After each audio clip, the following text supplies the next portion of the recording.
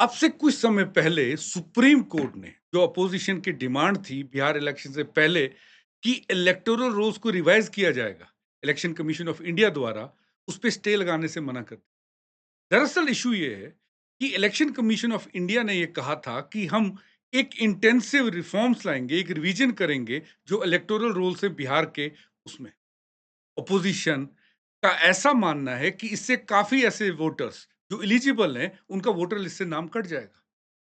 Election commission के इस फैसले को अपोजिशन लीडर्स ने चैलेंज किया था सुप्रीम कोर्ट में, और आज सुप्रीम कोर्ट ने टेम्पररली स्टे लगाने से मना कर दिया है और यह कहा है कि 10 जुलाई को हम इस केस को आगे सुनेंगे। दरअसल पूरा इशू क्या है? इस इशू को अगर आपने जानना है तो केवल 4 चीजें आपको जाननी है। पहला, कि ये स्पेशल इंटेंसिव रिवीजन होता क्या है? दूसरा, इलेक्शन कमीशन ऑफ इंडिया ये स्पेशल इंटेंसिव रिवीजन जो है इलेक्टोरल रूल्स का कराना क्यों चाहती है, वो भी बिहार में? तीसरा, अपोजिशन को क्या दिक्कत है इससे? चौथा, कि माइग्रेंट वर्कर्स जो लाखों की तादाद में बिहार से बाहर है, उनका इस पे क्या असर है?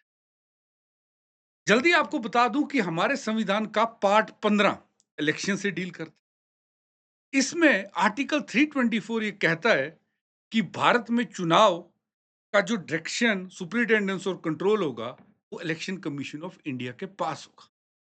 हमने इसके बाद देखा है कि चाहे राज्य के चुनाव हो या लोकसभा के, वो सब इलेक्शन कमीशन ऑफ इंडिया के सुपरिटेंडेंस के डायरेक्शन के अंतर्गत होती है। वहीं आर्टिकल 326 ये कहता है कि भारत में जो भी 18 साल से ऊपर है, जो सिटीजन है भारत का, वो वोट दे सकता है, और ये वोट तभी देगा जब इसका नाम वोटर लिस्ट में होगा, और फिर इलेक्शन कमीशन ऑफ इंडिया करता है। संविधान ने ऐसा कोई power election commission of India को नहीं दिया है डायरेक्टली, लेकिन पार्लियामेंट ने एक एक्ट बनाया था 1950 में, जिसे हम कहते हैं रिप्रेजेंटेशन ऑफ पीपल्स एक्ट 1950। इसी एक्ट के अंतर्गत जो पार्ट थर्ड अगर आप देखेंगे, उसके हिसाब से इलेक्शन कमीशन को पावर मिला है कि वो इलेक्टोरल रोल्स, वोटर कार्ड बना सकता है असेंबली इलेक्शंस के। इसी में सेक्शन 16 अगर आप देखेंगे, उसमें लिखा हुआ है कौन डिस्क्वालीफाई हो सकता है, किसका नाम यानी इलेक्टोरल रोल से कट सकता है। यही पावर देता है कि अगर एक इंसान दो दो कॉन्स्टिट्यूएंसीज में है तो उसका एक कॉन्स्टिट्यूएंसी से नाम काटा जाए।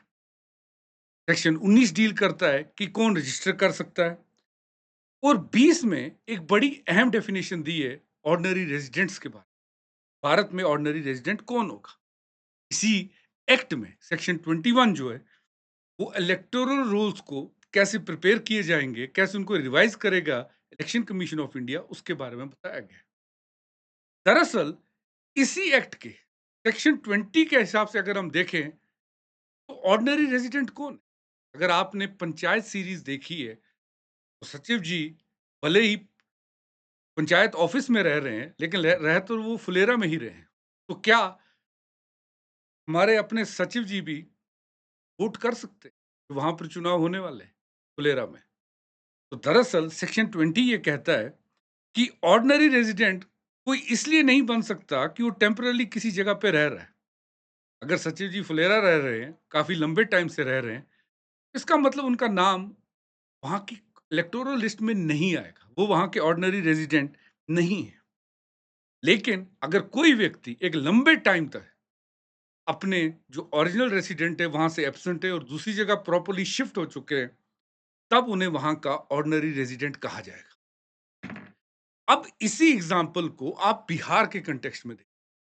बिहार से लाखों करोड़ों की संख्या में लोग दूसरे राज्यों में जाते हैं काम करने, माइग्रेंट वर्कर्स बनकर। अब क्वेश्चन ये था, क्या वो ऑर्डिनरी रेजिडेंट जिस स्टेट में वो काम करते हैं वहां के, यानी क्या वो वोट अपनी होम स्टेट में नहीं दे सकते अब?